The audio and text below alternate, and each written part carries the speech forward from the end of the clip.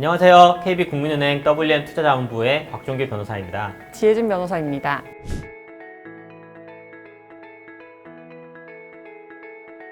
KBTV 저희가 이제 부자본색에서 구독자분들이 궁금해하실 자산관리 법률에 대해서 준비해봤습니다.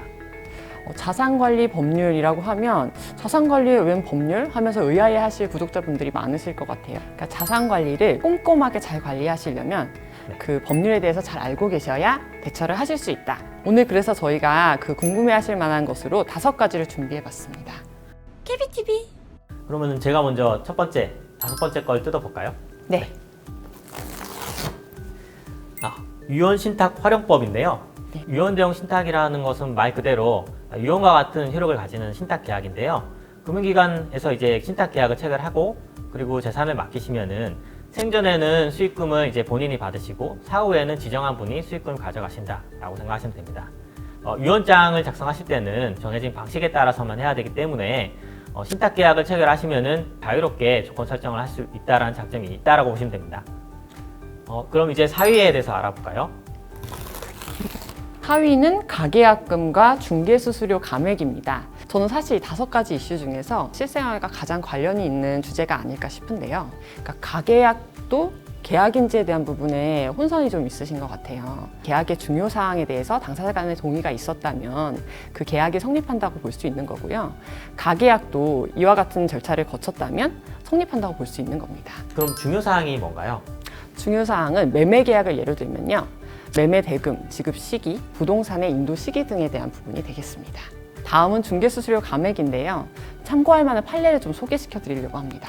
중개수수료는 약정한 금액을 지급하는 게 원칙이긴 합니다. 네. 다만 판례에서는 중개수수료를 약정했다 하더라도 그 금액이 과다하다거나 아니면은 중개사분의 노력의 정도 그리고 그 노력으로 인해서 의뢰인이 얻는 이익 이런 것들을 전부 다 비교해가지고 감액을 한 사례가 있기 때문에 참고하실 만하다 생각됩니다. 참위에 대해서는 또 알아보겠는데요. 제가 한번 뜯어보겠습니다. 부동산 매도인의 주의사항, 매매 계약을 체결하실 때 주의사항으로 보시면 될 것 같고요. 분쟁이 없으면은 매매 계약 체결하실 때 관심이 없으실 수 있는데 분쟁이 있다라는 걸 전제로 보시게 되면은 매매 계약서를 얼마나 꼼꼼히 검토를 하셨냐에 따라서 분쟁이 해결하는 데 많은 도움이 되실 수 있기 때문에 매매 계약서를 꼼꼼히 보셔야 된다. 매매 계약서 중에 위약금 부분을 제가 특히 설명드리려고 하는데 위약금을 계약서에 작성하지 않더라도 당연히 받을 수 있는 거다라고 생각하시는 분들이 많은데 위약금이라고 하는 조항은 약정이 되어 있어야지만 청구할 수 있다라는 부분을 또 유념해 주셔야 될 것 같습니다. 2위 뜯어주실까요? 네.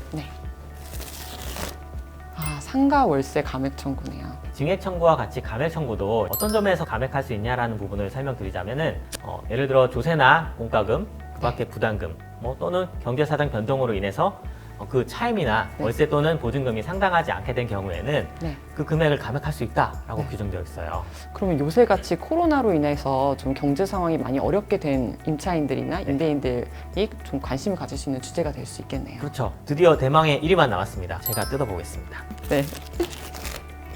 주택 임대차 갱신 요구네요. 최근에 정말 핫한 이슈인 임대차 3법 중에 한 가지 내용이잖아요. 네, 맞습니다. 네네. 주택 임대차 갱신 요구는 별칭이 있어요. 2+2라고 이른바 부르고 있거든요. 2년 동안은 원래 임차인들이 그 임대차 기간을 보장받을 수 있도록 원래 보호를 하고 있었거든요. 그런데 그 2년에다가 2년을 또 보장해 주는 거죠. 계약갱신 요구를 하게 되면. 그래서 2+2라고 불리고 있습니다.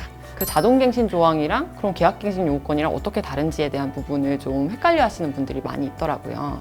묵시적 갱신, 즉 자동갱신 조항 같은 경우에는 계약기간 만료 6개월 전에서 1개월 전 사이에 임대인이든 임차인의 경우에는 1개월 전에 아무 행위도 하지 않고 지나갔을 때 갱신되는 것이라면 계약갱신 요구권은 그 기간 내에 적극적으로 계약갱신을 요구했을 때 보장받는 것이라고 보시면 됩니다. 자동갱신을 막기 위해서 임대인이 나가달라라고 통지를 했을 때 갱신 요구권의 의미가 있겠네요. 그렇죠.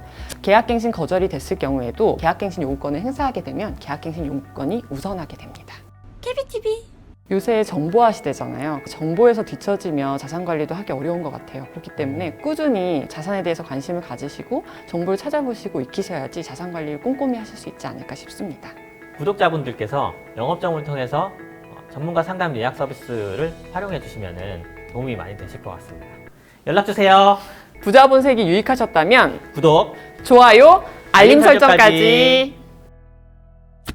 케비티비